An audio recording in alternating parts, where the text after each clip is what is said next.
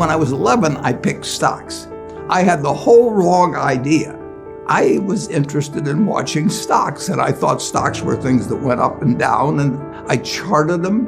I read books on technical analysis. I read Edwards and McGee, I think that was the classic then, hundreds and hundreds of pages. And I read that whole thing over and over again. I read everything.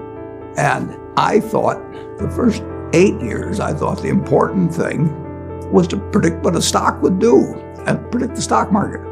And then I read Ben Graham, when I was 19 or 20. And I realized that I was doing it exactly the wrong way, but it didn't hurt that I had that background and everything. And I rejiggered my mind, and when I read the book, The Intelligent Investor, and from that point, I never bought another stock. I bought businesses that happened to be publicly traded, but I became an owner of a business, and I did not care whether a stock went up or down the next day or the next week or the next month or the next year, and I didn't have any idea what it would do. I didn't know what the stock market would do, but I knew businesses. I'm a bright guy who's terribly interested in what he does. I've spent a lifetime doing it, and I've surrounded myself with people that bring out the best in me, and you don't need to be a genius in what I do. That's the good thing about it. If I went into physics and a whole lot of other subjects, I'd be an also-ran. But I am in a game that you probably need 120 points of IQ, But 170 doesn't do any better than 120. It may do worse, probably do worse, but you don't really need brains. What do you need? You need the right orientation. 90% of the people, I'm pulling a figure out of the air, but 90% of the people that buy stocks don't think of them the right way. They think about something that they hope goes up next week. And they think about the market as something they hope goes up. And if it's down, they feel worse. I feel better. And you think about? I think about what the company's going to be worth 10 or 20 years from now. And I hope it goes down when I buy it, because I'll buy more. I try to keep my competitive spirit in a game where I can win. I do know this. When I want to do something, I always want to do it big. I put my whole net worth in City Service Preferred, $114.75. And I've never, since that day, March 11th, 1942, I have never had less than 80% of my money in American business. You can call them stocks. Or equities. But I see them as American business.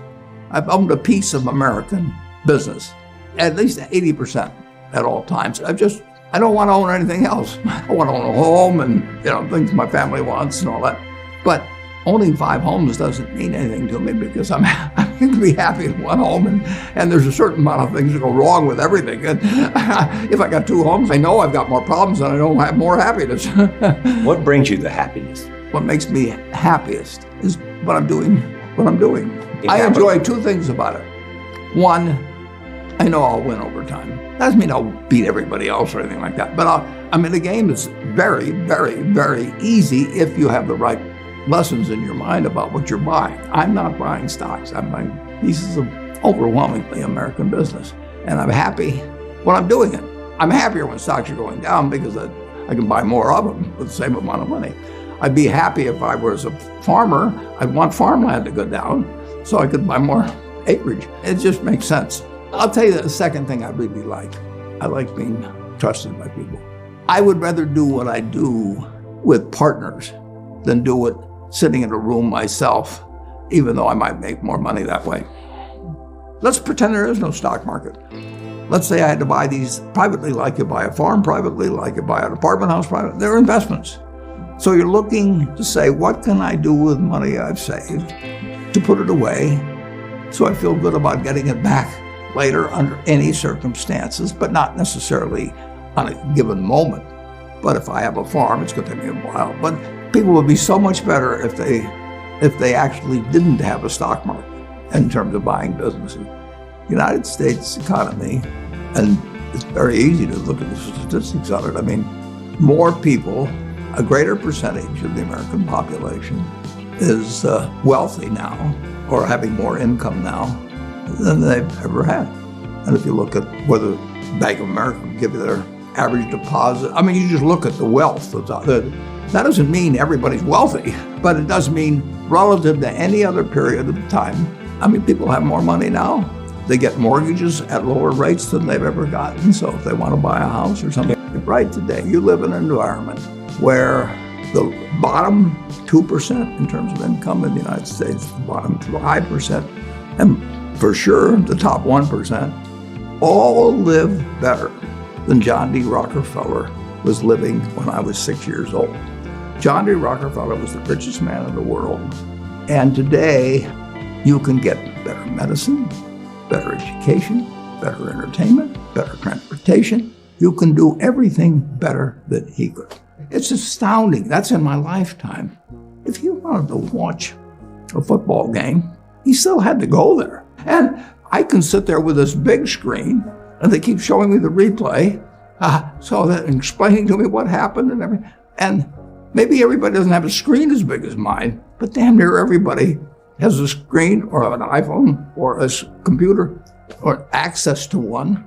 And they have access. When I was born, the dentist didn't use Novocaine. So there has been progress, obviously. Oh, And nowhere more than in the United States. there's no country that's done what our country's done. If you go back 3 of my lifetimes, you're looking at less than 1% of the world's population, closer to half of 1%, are sitting in this land.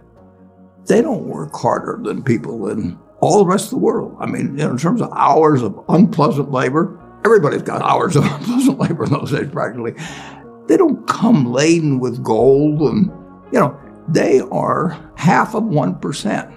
And they work the same hours, they got the same IQs. They may be a little self-selected in terms of enterprise, in terms of going across oceans and things.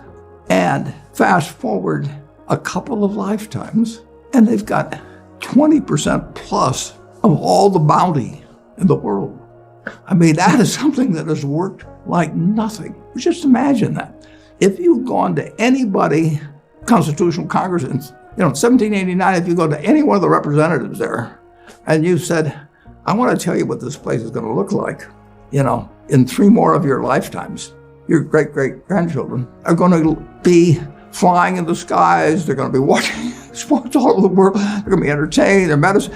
They'd have hold you off to a lunatic society of what he's doing. He's getting 50 cars, and he's getting a whole bunch of little claim checks. Just think of it. Everything. When Thomas Edison did all the things he did, he made some money, but we're using it. It belongs to us. If you take what an hour of labor delivered to you 100 years ago, and what an hour of labor delivers to you now for you and your family, it's unbelievable. Capitalism doesn't say get rid of a referee and a government. We've got a government that can tell capitalism what to do. And they do, and that's just what they should do. And they do it in different ways at different times and all kinds of things. But it's claim checks on future output. That was, and the claim checks belong to me, so if I want to buy 50 super yachts, I can do it. But what does it mean to me? It can buy more things for other people that are useful to them. It's not evil. The federal government is the boss in the end. And they shouldn't screw up capitalism, and capitalism shouldn't screw up the federal government. It's very simple.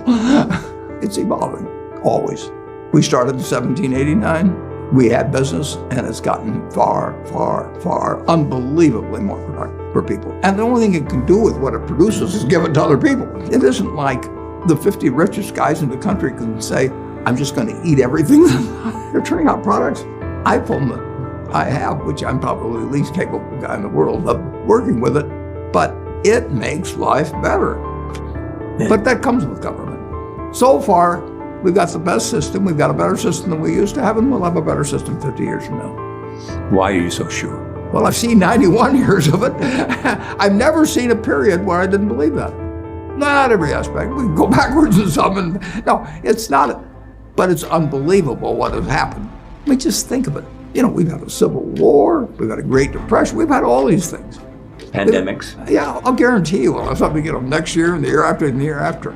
But in a herky-jerky but dramatic matter, business moves forward, government moves forward, more important, people move forward.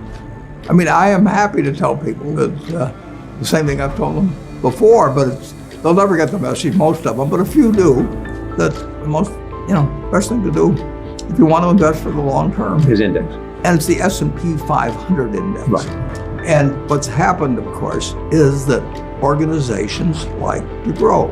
So they set up indexes on different industries, different countries. And as soon as you do that, you're violating basically what Jack Bogle said. He says you don't know enough to pick the right businesses, which means you don't know enough to pick the right countries, you know enough